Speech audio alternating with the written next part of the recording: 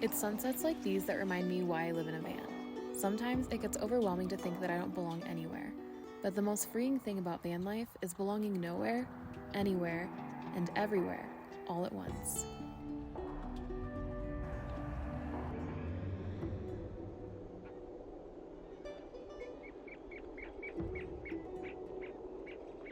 This is my home.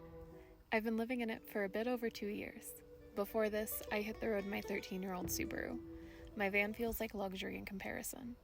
For going on 4 years now, I don't think I've ever had such a big backyard in my entire life.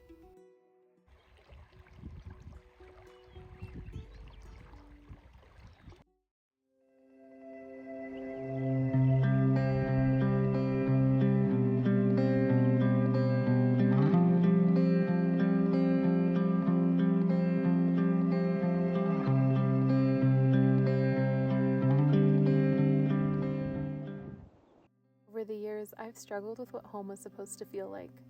Growing up, I went to 10 schools over 13 years. I lived in South Florida between 6 different addresses, and then rural Quebec, but also Quebec City, and also a small English-speaking town in the Eastern Townships. When I went away to college, I moved to Indiana only to turn around and move right back to Florida to transfer schools. When I was 21, I accepted a job transfer to Utah and moved sight unseen. And then, at 23, I did the same thing for promotion in Colorado. You could say I've never been good at planning routes, but the truth is I think I just like the adventure more than anything. This past month, being without my van for 15 days definitely made me question everything. I sat in a hotel room with no vehicle, day after day, wondering when I would get my van back. I brought my van in for routine maintenance and, long story short, I'm pretty sure I brought my van to a bad shop.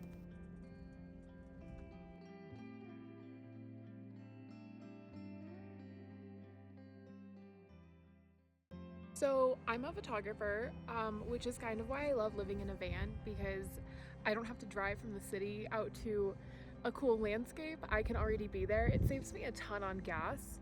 But anyway, the sky is doing something cool and I am ready for it. So, whoop. So those right there are lenticular clouds, otherwise known as the Sierra waves, since we're in the Eastern Sierras right now.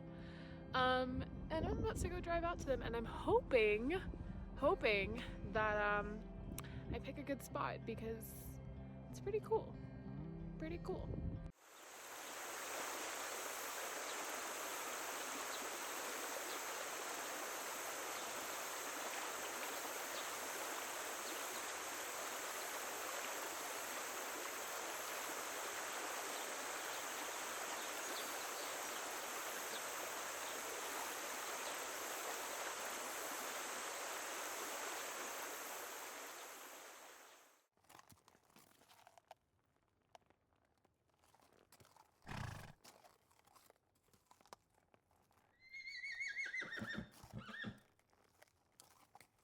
There's just like wild horses everywhere right now.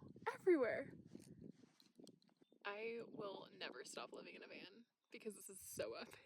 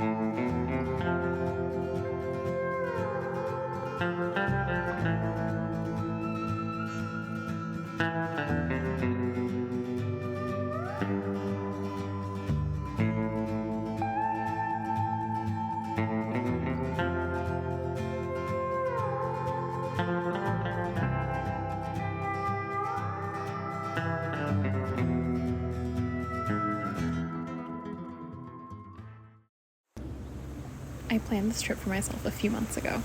I had never been to Mammoth, but it was raining in Oregon and super gloomy, and I wanted to give myself something to look forward to, so I booked myself a campsite. So I'm thanking past Emilie for this experience, and thanking past Emilie for choosing to live in a van.